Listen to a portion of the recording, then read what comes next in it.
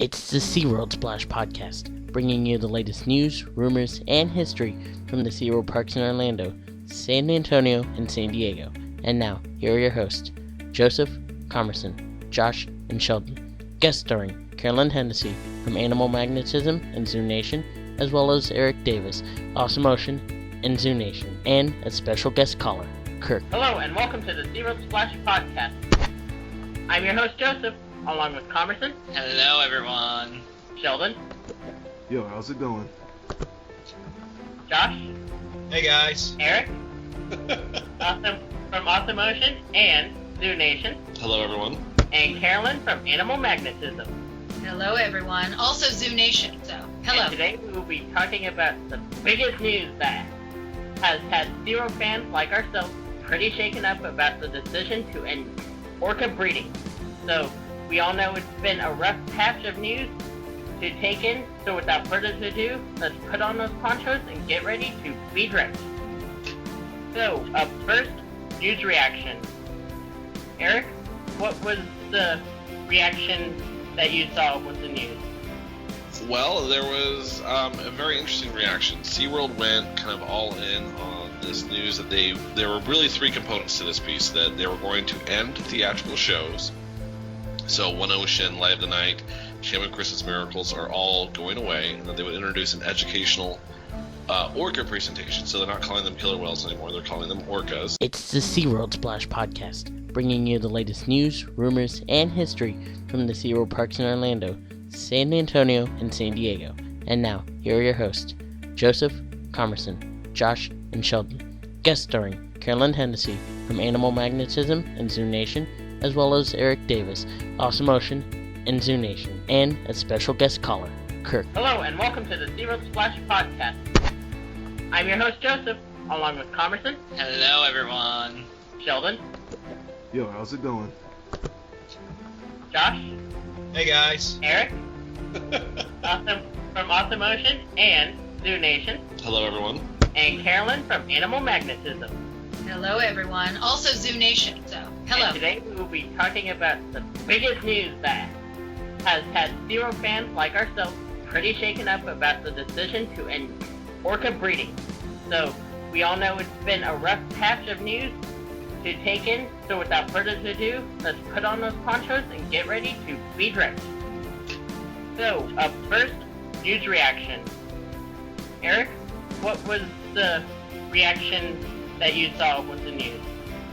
Well, there was a very interesting reaction. SeaWorld went kind of all in on this news that there were really three components to this piece, that they were going to end theatrical shows. So One Ocean, Light of the Night, Shaman Christmas Miracles are all going away, and that they would introduce an educational orca presentation. So they're not calling them killer whales anymore, they're calling them orcas. So that was component one. And most fans really didn't have a problem with that. We're all excited to see the animals in different capacities. We're excited to get up close and personal to the animals in different ways. So most fans were pretty okay with that change, even though they might love the shows. The second component was that they're going to end orca breeding, so meaning that they would no longer breed their killer whales. And that was a very mixed decision, because for the past few years, SeaWorld has been, and people like myself and like Carolyn have been on the front lines talking about the scientific need for killer whale research, which includes their breeding, and the scientific need and how it benefits the animal's welfare. And so for SeaWorld to say they were going to discontinue it was a very big shock to most fans, including myself. And then the biggest shock was the third component, which was that they were going to partner with the Humane Society of the United States, HSUS, which is a radical animal rights group, to basically call a truce or a ceasefire between these two organizations, and that they would help HSUS with certain campaigns like ending shark finning and ending commercial whaling. And so it was really those last two components that had most fans up in arms and upset. And, I was initially very upset, and that's kind of where we're at today. Is we're all living with this news now. I absolutely agree with Eric. The fans, SeaWorld is like any zoological, aquatic zoological institution, is going to want to kind of change and diversify their shows. but the shows are integral to the animals' welfare. And so changing from, a splashy kind of Hollywood show into more of a natural show and, retooling the stage area to make it more of a natural setting, that's wonderful. That's terrific.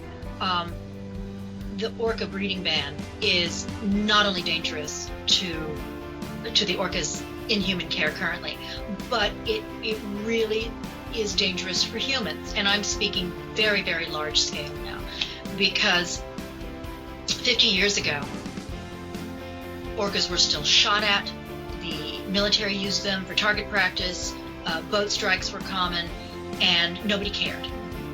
Nobody really cared. And then SeaWorld took these beautiful animals and started showing them to the public. And the big mantra is, we don't care about what we don't know about. And very few people are going to get onto the back of a boat, go out, watch the southern resident killer whale population. They're just not going to do it. They don't have the time. They don't have the funds. They don't have maybe even the desire to do that. But SeaWorld was the place where you could see the orcas and start the bonding process. And, you never know, but that little Billy or Timmy is going to grow up and become the next researcher, marine biologist, animal rescuer, whatever. And now with this generation of orca whales, this will be the last generation, the one that's being born now. Because I think we've got 2 pregnancies. One definitely, two possibly. And those babies are going to live a long and happy life at SeaWorld. And that's it. And there will come a day, 35, 40 years from now, when there's one killer whale swimming around in a beautiful, these huge, huge enclosures. They're just huge. And they're open. So these animals can swim hundreds of miles a day if they want to. And there's going to be one.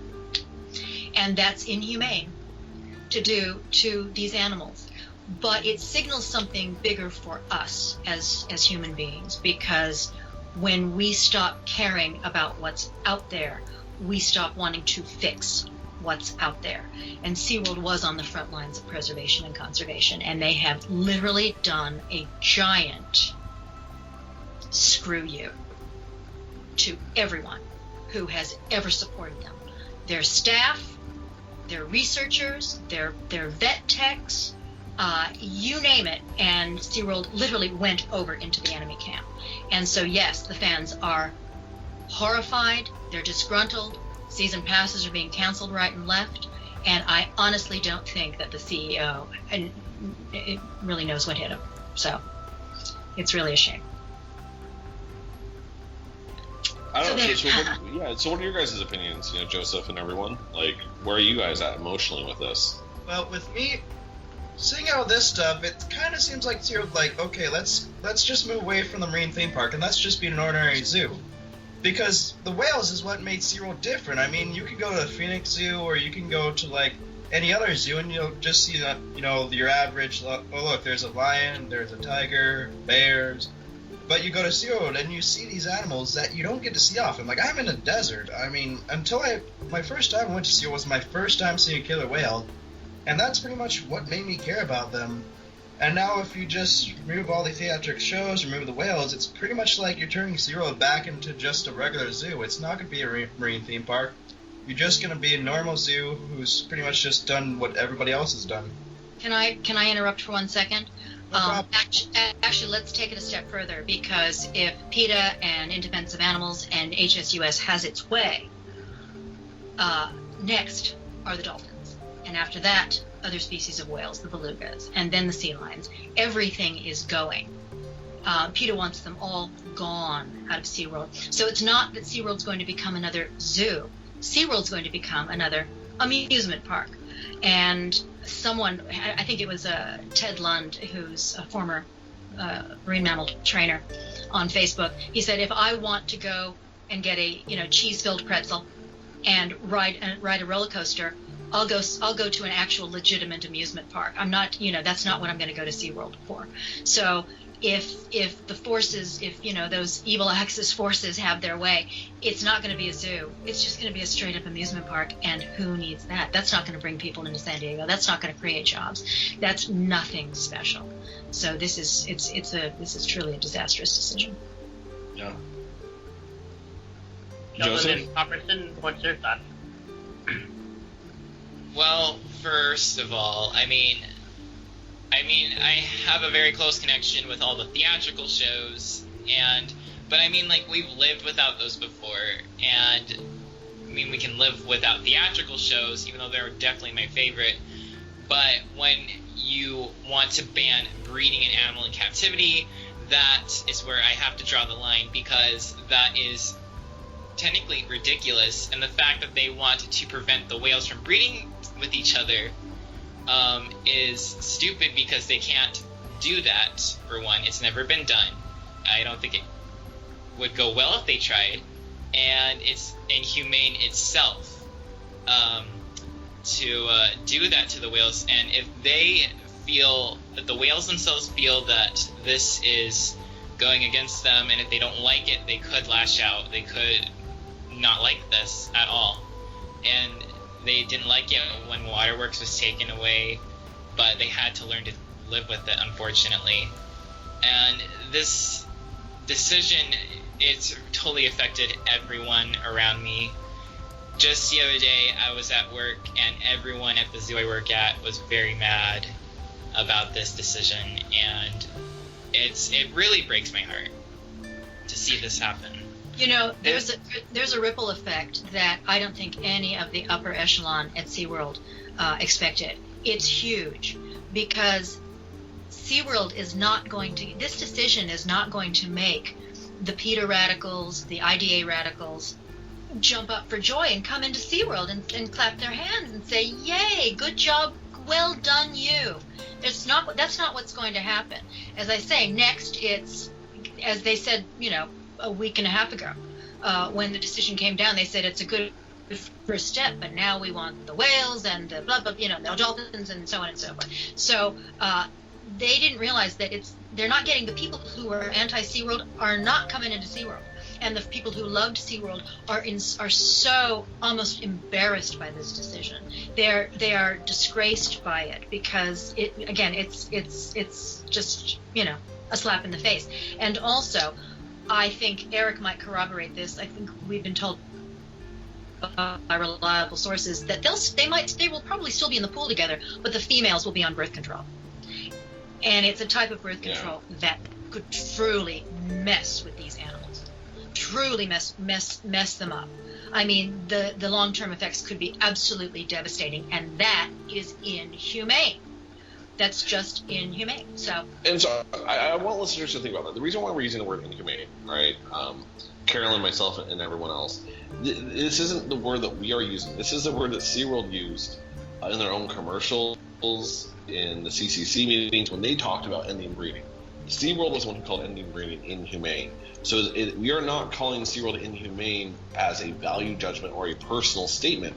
We are calling SeaWorld inhumane from the very words from their animal care team. Because these beautiful creatures are family oriented. Yes. They give birth in tribes, grandmother, mother, new baby, father swimming off in the distance. They nurse, they take care, they play, they learn in families. And now you've done the thing that you've gone against everything that PETA stands for. SeaWorld is going against everything that PETA stands for, which is ethical treatment of animals. PETA obviously is not an ethical organization, but people for the ethical treatment of animals, they're not, and SeaWorld has joined them because this is not ethical treatment. And I would like everyone to, as we've heard this announcement from SeaWorld, who we have heard from is Joel Manby and the business people at SeaWorld, but who we haven't heard from, who a lot of SeaWorld fans are really wanting to hear from, are the animal care people, because we haven't heard a statement from them out of SeaWorld. And we probably won't, because they value their jobs. they value their jobs, and they know. I think I actually can't remember where I heard this.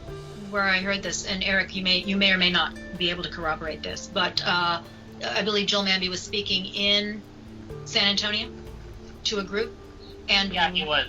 one of the caretakers, someone Like in a alcohol? position, in a position, maybe it was a trainer, said, I'm embarrassed to wear the SeaWorld T-shirt now, and Joel Manby says, see HR on your way out, see Human Resources on your way out, we can take care of that. He doesn't care.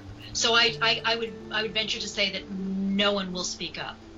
No one will speak up, or they will speak up anonymously. And that's really a shame, because they value their jobs. And the reason they value their jobs is because they love the animals so much. They want to be with the animals. It's a fine line that we're having to walk between supporting the people who are on the front lines at SeaWorld, caring for those animals, training those animals, caring for those animals, rescuing those animals, and condemning SeaWorld corporate. So we're shell shocked. We're still shell shocked. That kind of grinds my gears about this is you've had all these kids who want to grow up to be like, I want to be a SeaWorld trainer, and then you got like this stuff. It's like, oh, sorry, we're gonna be out of Wales by the time you might get here. So we got a lot of parrots though, Which I'm not backing on aviculture. I've heard some people who want to work with the dolphins and then go to the birds, and that's totally acceptable. But you have these kids who, these whales are like the number one reason they even wanted to work with animals, because they see something this amazing. That's, if you're sitting in the front row, that's a whale that's like literally 10 feet in front of you. That it's hard to explain really, because you have all this stuff and you're inspired by it, and then to have them do this, it's like, oh, sorry. Punch him in the face. It is hard to explain, which is why SeaWorld was such a national treasure, because anyone could go and see it and not need for someone to try and have to explain it to them. They felt it. You feel it when you're sitting in those stands. And if you are drawn to it, there's nothing else in the world for you. You just, you live, sleep, breathe, eat, killer whale training. You want to be in the water with those animals, and those animals had to adjust to their trainers being taken out of the water a couple of years ago, because that can't happen anymore. So I think we have a couple of choices ahead of us. Do we try to get SeaWorld to reverse this decision? Orcas in human care live longer than CEOs. Yay! And do we try to have a shuffling of the SeaWorld upper management? Because if stock prices drop, we could do that.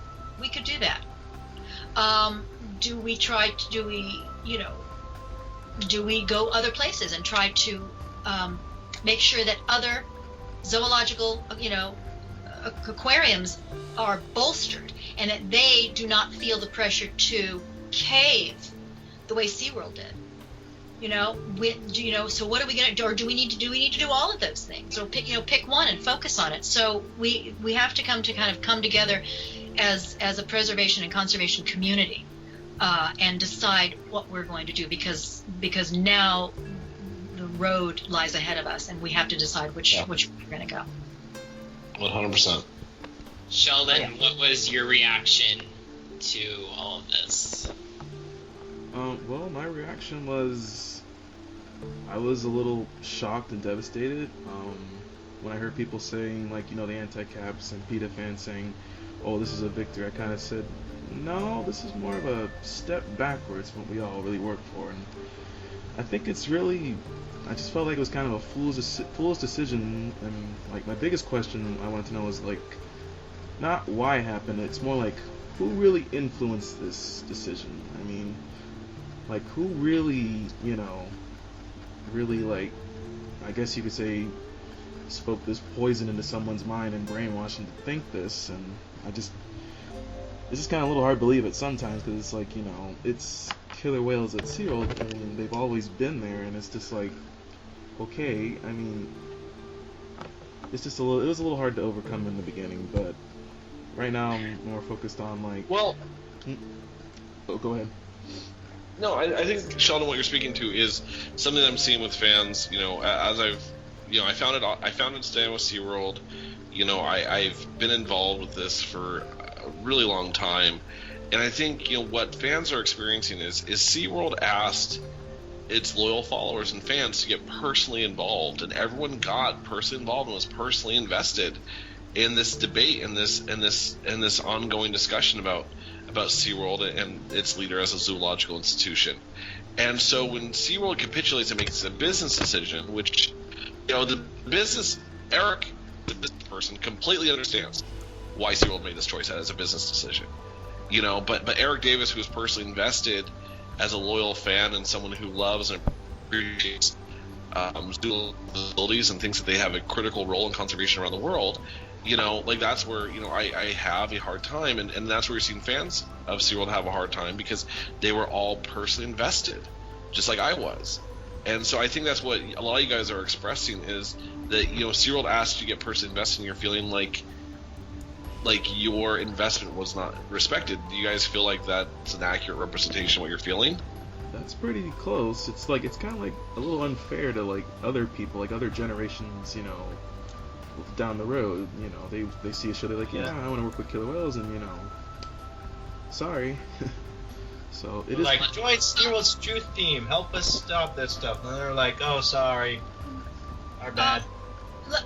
Can I just say, from my point of view, this decision had nothing to do with animal care. This decision had nothing to do with animals. This decision was pure business. And while I want to know from Eric the businessman, how you can get behind this decision, because I don't know, and Carolyn, the businesswoman, cannot get behind this decision, and I'll tell you why. Because, again, and this feeds into everything that you just said 30 seconds ago, we have been defending SeaWorld after that smear campaign known as Blackfish came out. SeaWorld has not stood up for itself. It tried to take the high road. It failed. It has been lambasted up one side and down the other. And we have come together, factions, and have stood up for SeaWorld. We've stand with SeaWorld. We've stood up for SeaWorld when SeaWorld would not stand for itself. So as a businesswoman, if I were running SeaWorld 4 years ago, I would have hit back and hit hard with a condemnation of the condemnation that was coming out. And in all probability, we might not be in this situation. And I would have made sure that, that those stock prices, that we did everything we could to let the public know the incredible good and only good that SeaWorld does or did. So I think SeaWorld condemned itself. And so, tell me, Eric, how you see this, because I want to understand how you understand this from a business perspective. So, from a business perspective, this is how I believe that this is being viewed internally. So this is my personal point of view, just everyone, just as a disclaimer. So what I think SeaWorld saw is that they saw themselves in a situation where they felt like they were in a no-win scenario, where if they kept going down the path they're going down, with the media's tying them to Blackfish at every moment they could, with every piece of news they could, because of the radical animal rights. Again, these radical animal rights activists, they just didn't pop up overnight. They've been spending 20, 30 years building relationships. And so looking at that and looking at how they've built these relationships in the media, how the relationships work around the world, SeaWorld was really in a tough position how they could get out of that. And so Manby, again, he's only been at the company for a year as CEO, and he was charged with turning the company around. That was as CEO, he has a legal obligation to the shareholders. And so he looked at his options and he saw, well, if we keep going down this path, we might not have SeaWorld at all. But if we make these changes, and if I can create a truth between myself and these radical animal rights activists, we can give ourselves enough media space, enough breathing room to rebuild the business. And that's what he's looking at.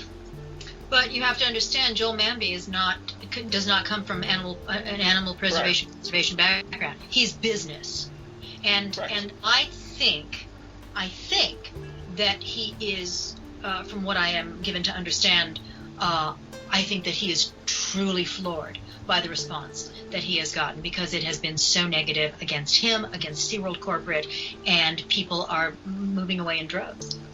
Oh, and I think you're right. I think they did not anticipate. I think they thought that the fan just go along for the ride, but again, they didn't understand how the fans were so personally invested in this.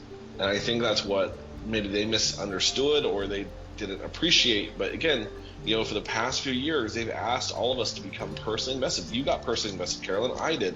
Joseph, Josh, Commerson, like Sheldon, you guys all got personally invested in this. And that's why this hurts. Not because we don't like the decision, but because we were all personally invested in it. Well, I think it's a combination of person. Because while I was never ever radicalized, I was not on this side of the issue.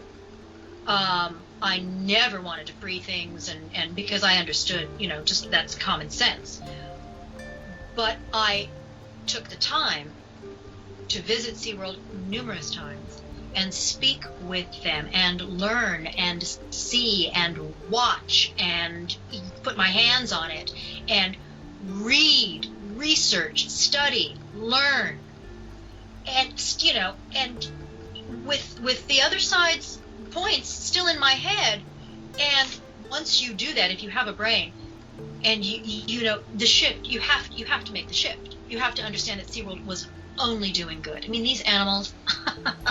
I said, when I come back in my next life, I want to be, well, not now, but I wanted to be an orca, at SeaWorld, and just live the life of Riley. You guys are all too young to understand that reference. Anyway, live an incredible life. So, we all did get invested, and we stood up. And 6 weeks ago, Joel Manby said, SeaWorld's going to come out. We're going to come out swinging now. We are not going to take any more of this lying down. We're going to defend ourselves. We're going to defend the corporation and our training and our trainers, etc. And then Benedict Arnold. So, if I can also point out, because everyone here is absolutely correct, and we're all very emotionally attached to several things, even if it's just one individual thing that SeaWorld has ever done, or that they do now, or if it's the whole place itself in general. And because when we go there, we learn about stories that, for once, are not about humans and what we do to this planet or anything. For once, it's about who we share the planet with, and that we need to learn from them, we need to be inspired from them, and we need to get creative to show people to care about them, because animals are in danger all over the entire planet, and it's scary to think that we should know better. And it really hurts to see that it feels like they don't care now, and it's... They don't. You're absolutely right. They don't. There are all the trainers and the staff. They still do. Probably more now, more so than ever now, because they're going to watch these beautiful creatures that they have developed these incredible bonds with, die off. But corporate upper management does not care about animals. They have allied themselves with HSUS, which does not care about animals. PETA does not care about animals. Not the way we do. They have an incredibly twisted morality, which says better dead than in captivity, better dead than in human care. And that doesn't, and that they got their way with the orcas, but it extends to every animal in every place where they're in human care, and that includes your pets. So people, take note. No, they do not care about the animals. You're absolutely right. these people are radicals, and now I get so terrified to even leave my own dog at home alone because I'm afraid that, you know, PETA's going to, like, or something like that is gonna come and, like, take him away. I'm very scared for his life. I'm scared for every animal that I've ever worked with, or just any animal that interacts with a human, and it's completely stupid to think that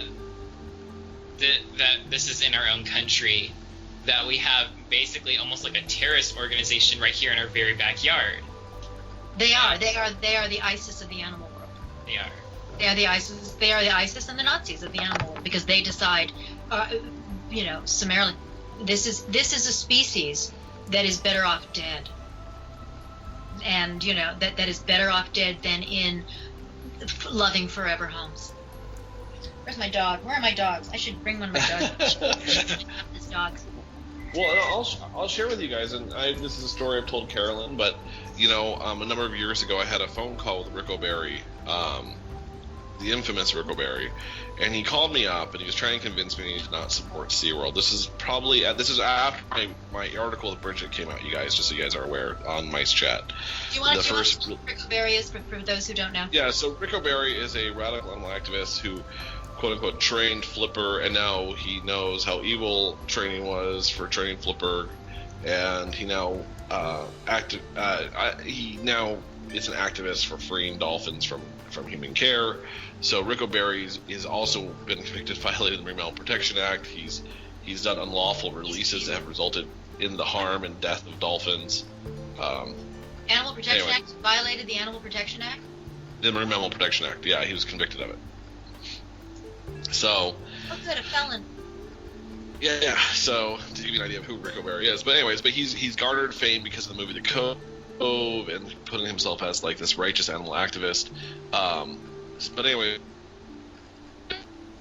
and was trying to convince me not to support SeaWorld, and was just rattling on. And I felt like if I just let him run out of steam, he'll stop, and I can say thank you very much, but, you know, good luck.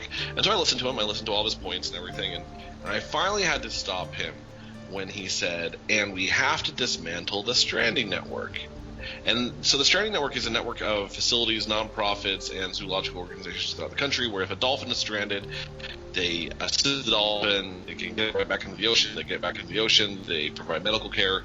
If they need the dolphins to be rehabilitated, they rehabilitate it for months, sometimes years, get it back out into the ocean, and if the federal government deems it non-releasable, it then gets a forever home at a facility that the federal government determines. And so he said we need to disband and destroy basically the Stranding Network. And I said, I need to stop you right there.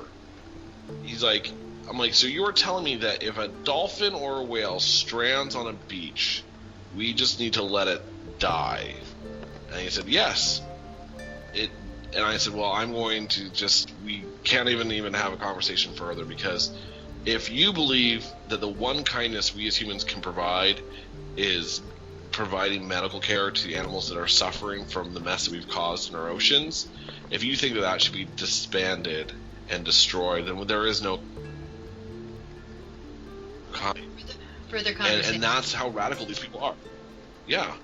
Is these people, they don't want to help sick and injured animals at all. They would rather see these animals die.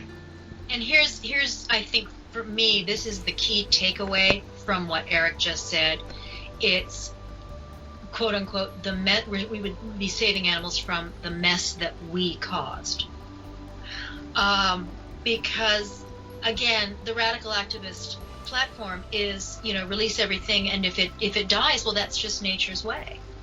Well, it's not nature's way, because humans, all 7.5 billion of us on a planet that can safely sustain in perpetuity 3 billion, we now have more than double what this planet can safely sustain, and we have so incredibly screwed up nature everywhere. The oceans are toxic.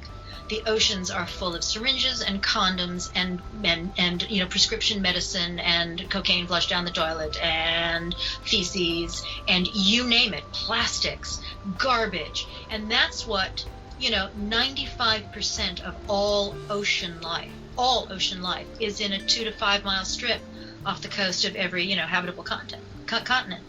And we have so utterly decimated that And so it is incumbent upon us to A, help the animals that strand because we have poisoned them or starved them, and B, find a way to fix it.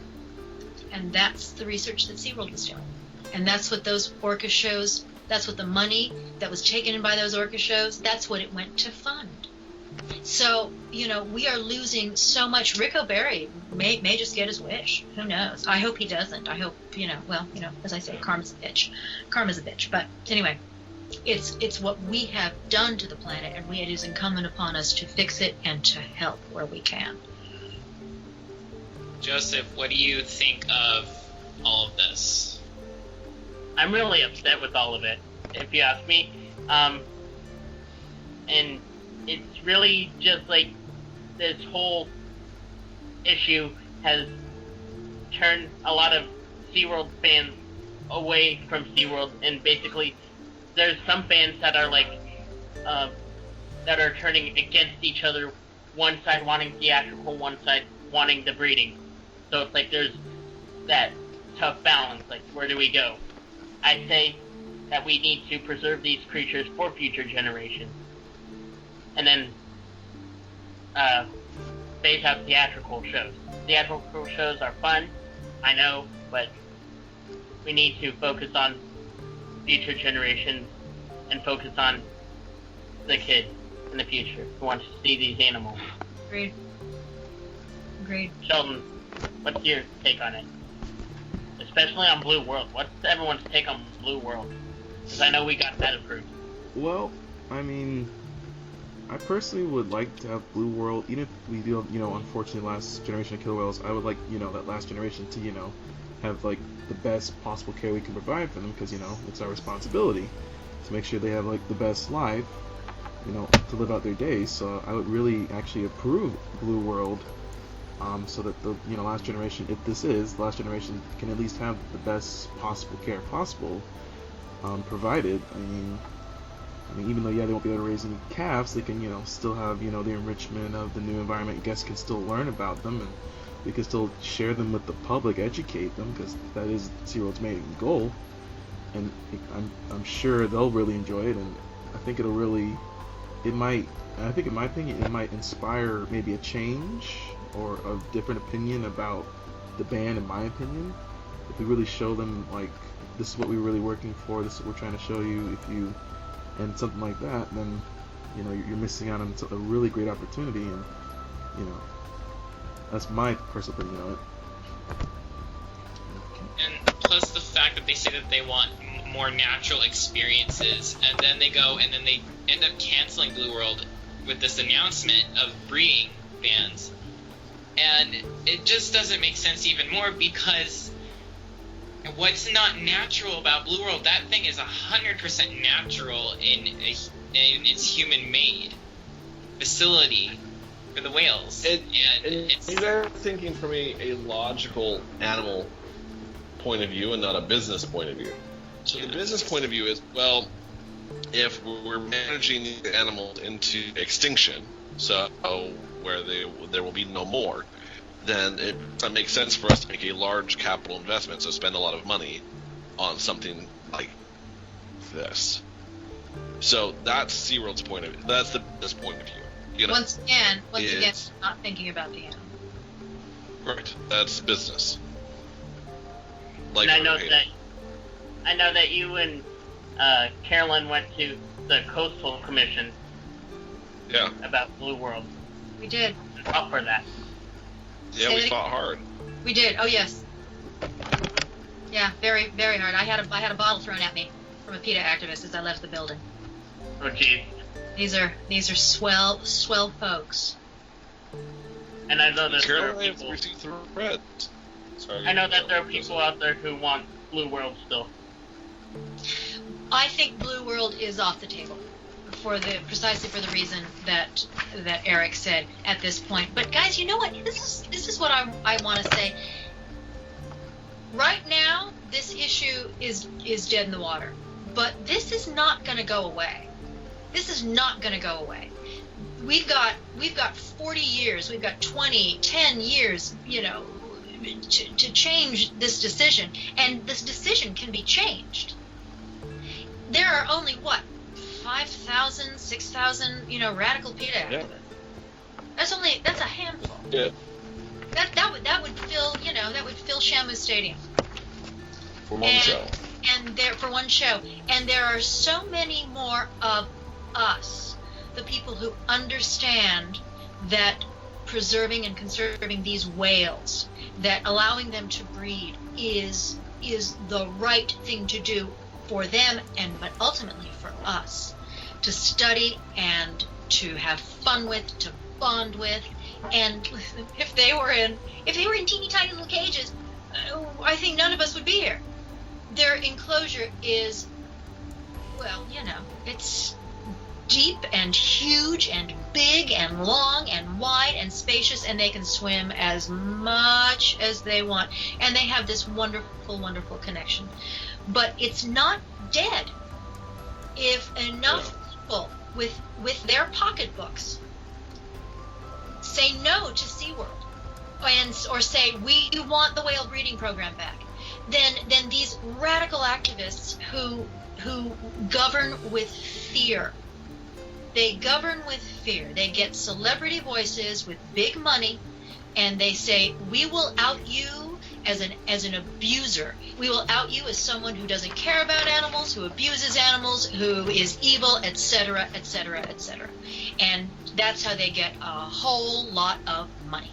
They lie, they spread fear, and they rumor monger, and they do not provide the facts at all. But that's how they govern. But they're small.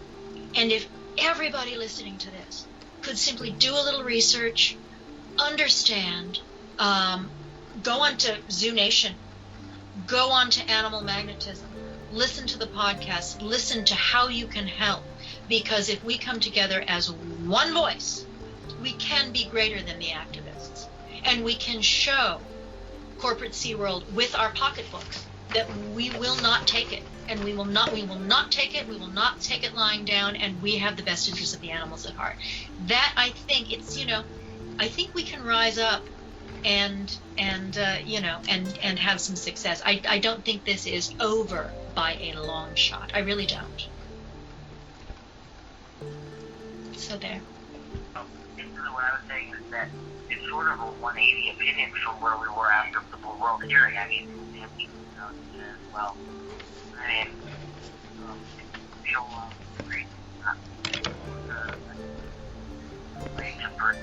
and now he's saying, oh, let's end breeding, and it sort of contradicts what he's saying, and there's better ways we could have gone around it. I mean, we could have just ended the theatrical shows.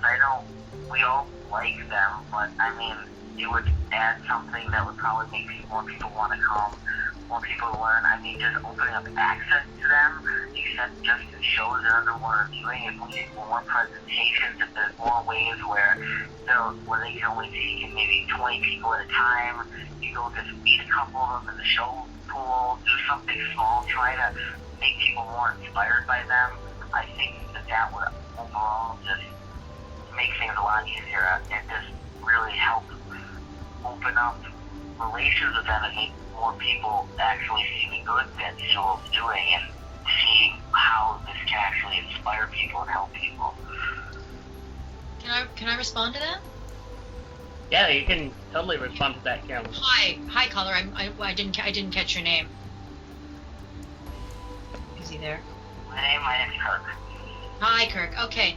I think the fact that Joel Manby did do a 180, and you're absolutely right, because about, 6-7 weeks ago, he came out and did say SeaWorld's going to start defending itself. SeaWorld's not going to take any more of this activist condemnation lying down. And now this. So I think the fact that his brain did a complete 180 spin, from that alone that this was not an animal-based decision. This was, I think we can all speculate as to why Joel Manby did this. And the speculation can run from, dollars and cents to as to a position, anything. I mean, and again, it's all pure speculation, but there may be some of it well founded. And my dogs are going crazy, and I don't know why. Maybe there's a trespasser. Yay, my own little alarm system. And everything that you're saying about what SeaWorld could do is great, and maybe they will do it.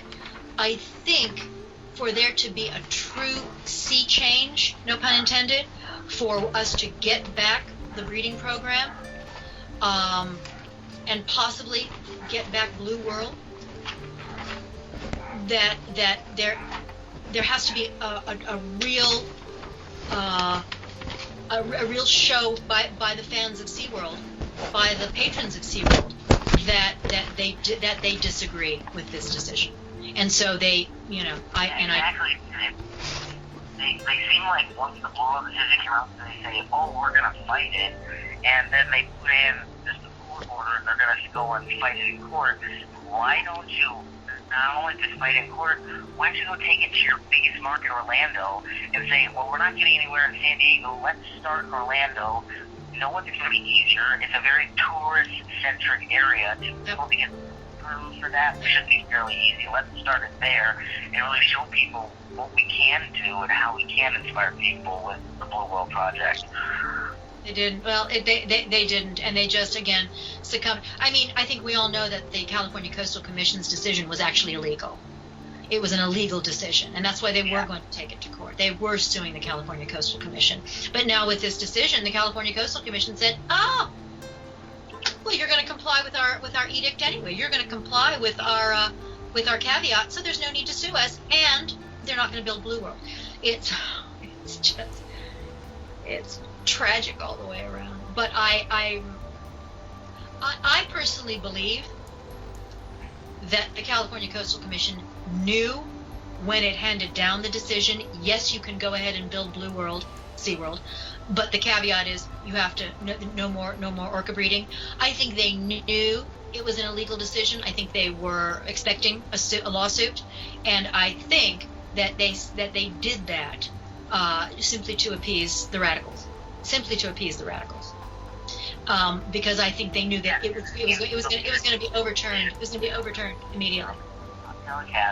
They had really big signs. They were all lined all the way in the front, and they really it's been almost, if you actually look beyond them, which I don't think a lot of them did, you could see all the SeaWorld supporters in the back, and they weren't the ones that were being boisterous. They weren't the ones loud. They weren't making a scene. But there was a presence there that I think that was really overlooked by the commission, and just overall, I think that you get a few people, and it's over the top. I think there needs to be some appeal system or something put in place to keep the Coastal Commission from making more bad decisions. We've seen how even after the decision, there's been a huge mix-up in the Coastal Commission sort of hierarchy because of just overall corruption in the way that people have been doing things in that organization. Well, I was in that room, and I saw it was a room that held 500 people, and the fire marshal said, "That's it. No one's going to stand. No one from PETA gets to stand in the back." And there were 350 SeaWorld supporters, and there were 150 activists, mostly from PETA.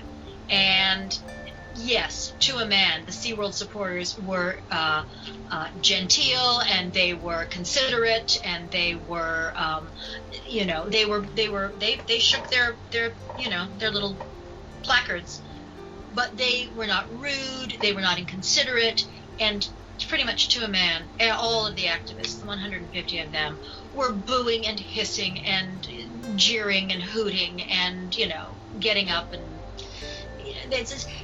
it just speaks to a very, very disgruntled mindset.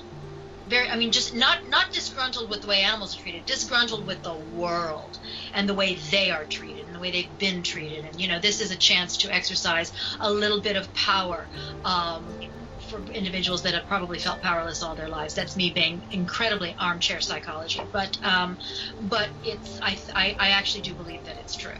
And it's unfortunate because people who don't know any better are listening because of the fear of being labeled something, and not standing up and saying, I love animals. I love all animals, and I want my kids to love animals, and I want them to see them, and in beautiful conditions. We're not talking about roadside attractions; those need to be shut down, and those animals need to go to really wonderful world-class zoos. But I'm talking about these gorgeous aquariums where these animals are treated like kings and queens. I mean, just treated like royalty, and it's what you can do is they just sort of clump them all together, and they don't ever show a separation between these world-class facilities and these sort of just off-the-road, horrible little just animal shows. Well, let me tell you something. That's what Zoo Nation is for. Kirk, that's exactly what Zoo Nation is for, and that's exactly what we have set out to do. To rate every zoological institution that we can, and with 5 being the best, and SeaWorld would have gotten a 5, but we'll see now. But places like the Los Angeles Zoo, the San Diego Zoo, why are they so incredible? And rate the smaller zoos, and try to help the smaller zoos with building their ratings in whatever way we can, and to also dismantle the roadside attractions and find forever homes for those animals that are languishing right now. So that's what Zoo Nation is setting out to do, and we're going to do it. So there. Thank you, Carolyn. All right. Well, thank you for your time, and it was really nice just to be able to kind of talk about my opinion. So thank you. Thank you. Thank you, Kurt. Bye. Okay. All right, late minute call there, guys. That was a late minute call. Last minute call, exactly. Don't say a word. I've done all the talking. Oh no, you're fine. You're fine. Yeah, you're doing fantastic. You need the voice. You are. We need This that is voice. actually a pretty tough topic. It's really. Yeah, we need that inspiration. It's interesting because it's not a tough topic. It's not a tough topic at all. It's a very easy topic. These whales Just very heated. These whales need to be seen by future generations. They are happy as clams. They are treated beautifully in beautiful conditions, and it is only because of a place like SeaWorld that we understand these creatures as well as we do, and we understand how we can at least attempt to go out and try and fix what we have destroyed in the wild, in their environment. These animals live as long, if not longer, than animals in the wild, than these beautiful, beautiful creatures in the wild. They are so well tended, well taken care of, and they need to be seen by future generations. So it's not a difficult topic at all. It's just not. And they can never, by common sense and the law, never be released out into the ocean, because if they were, oh, for God's sakes, the bacteria, the parasites, the sores, the filth going from one particular living condition into, it would be like if you and I suddenly were set down in the middle of Iraq, in the middle of Baghdad, and in the middle of a war zone. Truly. If we were taken from our homes and put in the middle of a war zone, that is exactly what it would be like for these beautiful animals. So, no, it's not tough. It's not tough at all. It's just common sense, logic, and facts. So, when I want to conclude on my end here, as someone who eventually back then fell in love with the animals, and then after I first fell in love with the whales, and after not going to SeaWorld for a few years, I was starting to lose my animal love until I finally went back to see Blue Horizons open in San Diego, and I was dying to see that show. And it re-sparked something again, but this time the fire just roared inside of me. And this show taught me, not only the fact that these animals are gorgeous to go exploring and see what their capabilities are, and not only the imagination that they are involved with and the stories that they can tell us, either if it's fictional or if it's true, in any way that they can show us their world. And then this show taught me how, that I wanted to live my dreams out too, just like the character Marina did in the show. And that's why I've always loved this show. And it's hard to think that they feels like they've just given up. And it's incredible that they don't want to do this anymore. I'm very tired of trying to help fight all the time, and it feels like they're not helping anymore. I'm just going to say this directly to SeaWorld, to the CEO, Joel. I want to see you guys succeed, and I do not want you to see it this way. I am tired of trying so hard for something you guys should be defending your everything. Why can't you work hard at this? Just get off your butts and defend yourselves. I am sorry if this affects my future career. I don't care at this point. I want to see you guys succeed. So please defend yourselves. Just do it. There's so many people you have touched. You have helped save so many animals' lives. Don't give up. That is all I have to say. I think that's beautiful. Thank you. Sheldon, Josh, what do you have to say?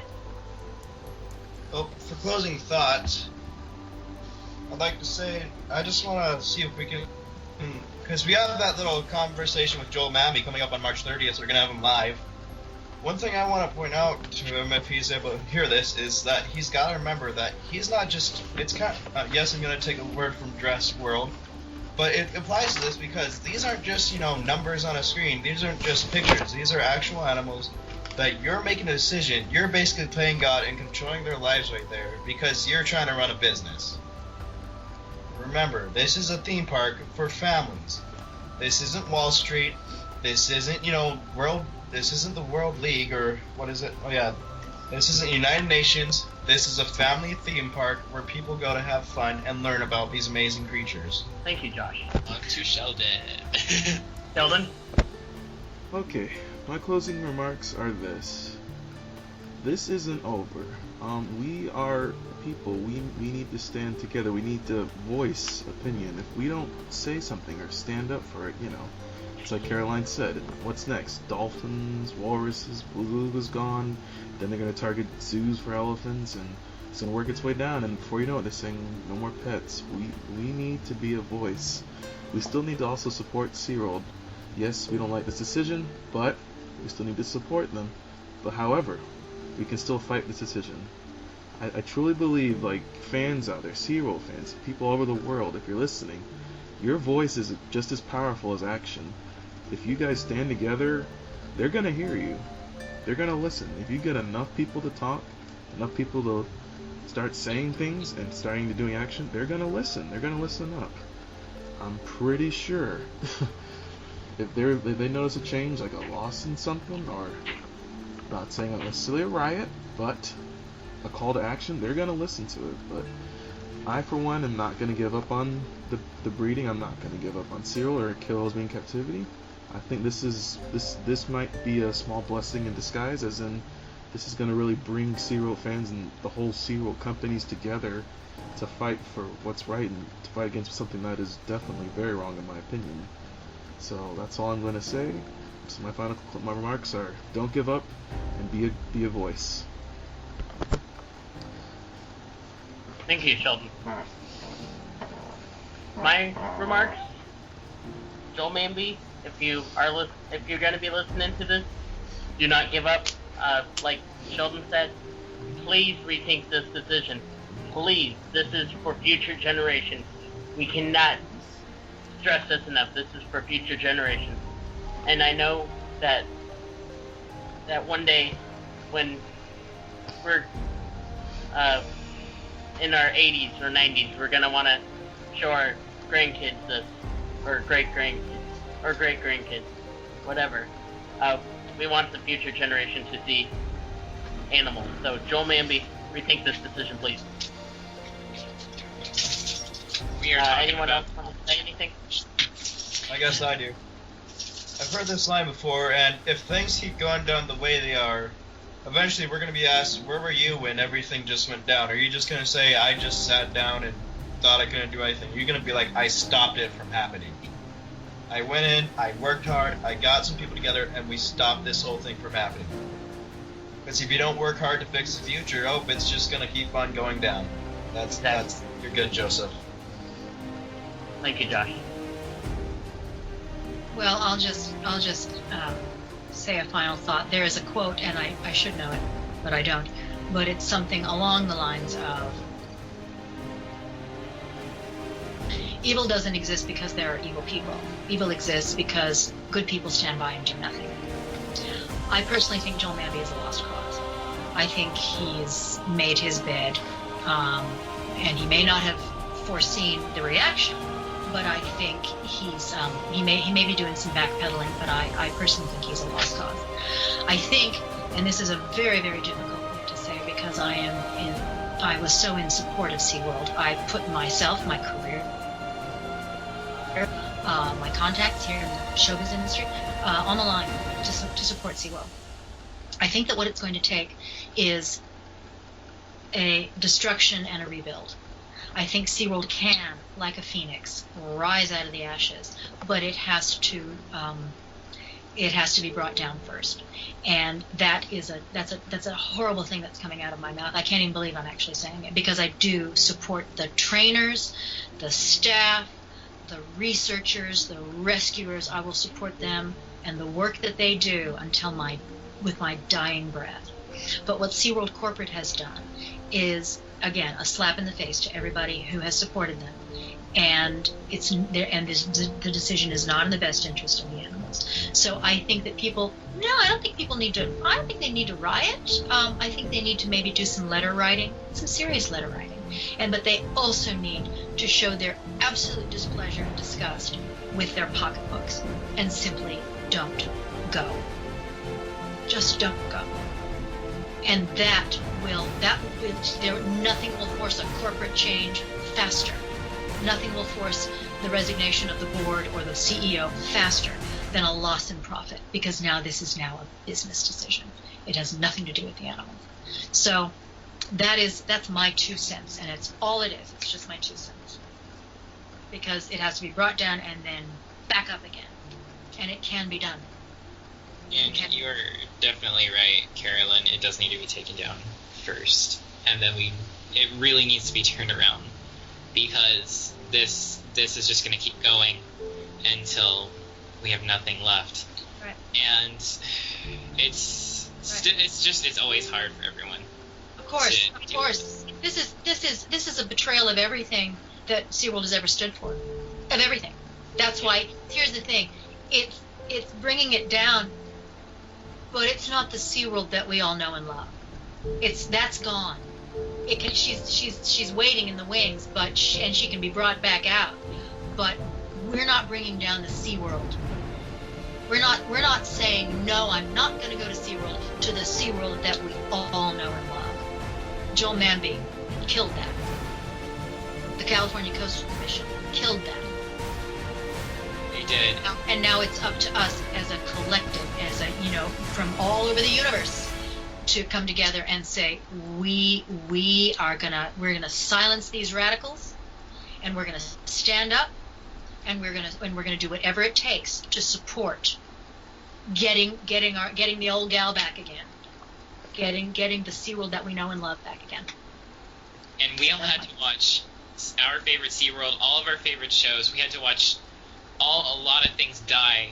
We had to watch Blue World basically be aborted, I guess you could say, because before it was even born, I had to watch my favorite show to be destroyed, and that was hard, and it's been hard for everyone. This is insane for me, but now it's just a call to tell us that we need to just fight regardless of what happens for what we believe that we know is true, and that we really need to stand up for it. I will fight, even if it means if I have to die. I am so fed up with this. I will stand by the mottos to entertain, to educate, to explorate, or whatever motto like that, to help conserve the natural world. And if PETA comes after me, then so be it. Bring it on, PETA. Well, you'll have all of us behind you too. So. Yes, he will. I got a baseball bat. He's a shotgun. We don't need that. We I'm just just saying. loud voices. Just loud voices. I have Just, reason and persuasion. Just to be called, be like, oh, hello. Just Yeah. like just out for a lovely stroll, are we? It's got, well, it's nothing conspicuous here. Loud, informed voices. Informed. Calm, rational voices. That's all we need. All right, guys. Thank you. Thank you, Carolyn, for joining us. My pleasure. My pleasure. Thank you so much. Yes, And thank you. Eric, thank you for joining us as well, even though you're not here. Anytime. I'm sure he says thank you and goodbye. Bye. Okay, Bodhi.